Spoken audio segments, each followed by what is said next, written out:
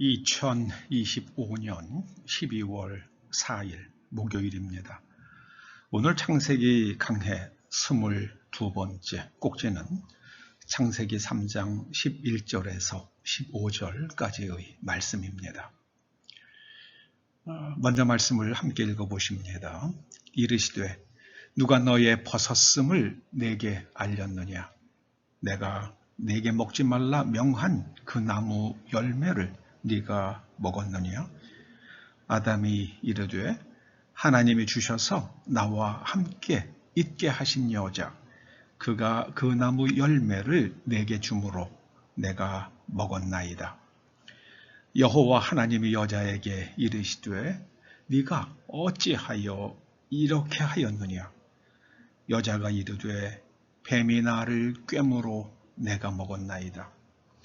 여호와 하나님이 뱀에게 이르시되 네가 이렇게 하였으니 네가 모든 가축과 들의 모든 짐승보다 더욱 저주를 받아 배로 다니고 살아있는 동안 흙을 먹을지니라. 내가 너로 여자와 원수가 되게 하고 내 후손도 여자의 후손과 원수가 되게 하리니 여자의 후손은 네 머리를 상하게 할 것이요 너는 그의 발꿈치를 상하게 할 것이니라 하시고, 오늘 본문을 통해서 저는 책임을 회피하려는 인간의 맨 얼굴을 마주 대하게 됩니다. 책임 회피란 생의 피동성을 의미하죠. 자기가 주도적으로 선택하고 그 선택에 대한 책임을 지고 사는 것이 아니라 그저 남이 이끄는 대로 그렇게 살아가는 피동적 삶의 모습이 바로 책임 회피입니다. 하나님께서 네가 그 열매를 먹었느냐 하고 하문하시자 아담이 예, 제가 먹었습니다. 이렇게 답변하는 대신에 하나님이 주셔서 나와 함께 있게 하신 여자 그가 내게 주므로, 아니 누가 주면 다 먹는 거예요? 누가 주면 다 먹는 거냐고요? 주는 건 하와가 주었다 하더라도 먹을 거냐 말 거냐 하는 그 결정은 누가 하는 겁니까? 아담 그가 하는 거잖아요. 그런데 그 여자에 대해서 하나님에게까지 책임을 전가합니다. 하나님이 주셔서 책임 회피하는 인간의 속성을 보여줍니다. 여러분, 책임을 지지 않으려는 사람하고는 상종을 하지 마세요. 책임 회피, 책임을 회피하는 사람하고는 상종하지 마시기 바랍니다. 아담이 지금 그렇게 하고 있잖아요. 하나님이 주셔서. 아담이 그렇게 하나님께 지금 항변하고 있잖아요. 제가 언제 여자 만들어 달라고 했나요? 제가 언제 여자 만들어 달라고 했나요? 가끔 가다가 못된 자녀들이 부모님에게 그렇게 대드는 애들이 있다고 그러잖아요. 누가 언제 낳아달라고 그랬습니까? 참 고약한 말이죠. 네. 낳아달라고 한 적 없죠.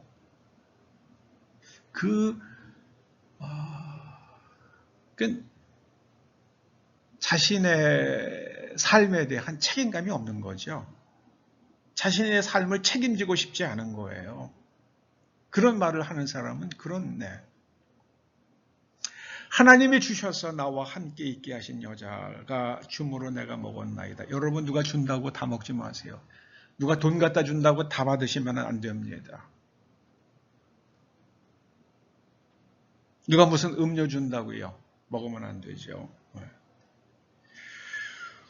제가 젊어서 나이지리아에서 활동을 했잖아요. 근데 그때 제 나이지리아 친구 하나가 그런 말을 하더라고요.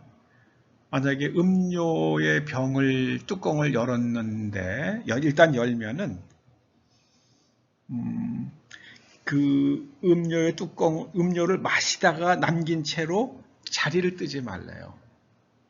그런 얘기를 하더라고요. 그러면서 언제나 음료는 네가 보는 앞에서 뚜껑을 열도록 해라.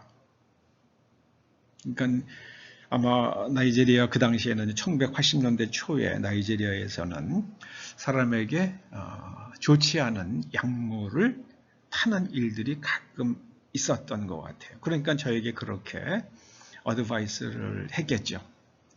근데 이번에는 하나님께서 여자에게 물으십니다. 너는 왜 먹었느냐? 그러니까 여자가 이렇게 말합니다. 하와가 뱀이 나를 꿰므로 내가 먹었나이다. 그래요. 뱀이 꿰인 거 맞습니다. 속은 거는 누구 책임입니까? 여자 책임이죠. 여자 책임이에요. 책임을 지지 않으려고 해요. 남자나 여자나 모든 인간이 책임을 지려고 하지 않습니다. 그 대장동의 아파트가 처음 세워졌을 때 그 대장동을 누가 설계하고 뭐 그 기획하고 했다고 막 큰 소리 친 사람이 있잖아요. 근데 지금 나하고는 아무 상관도 없는 일이라고 말하잖아요. 책임을 지질 않아요.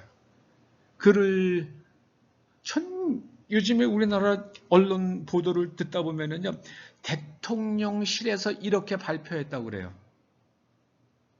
아니, 대통령실은 기구의 명칭이잖아요. 그 기구의 명칭이 어떻게 기구가 말을 합니까?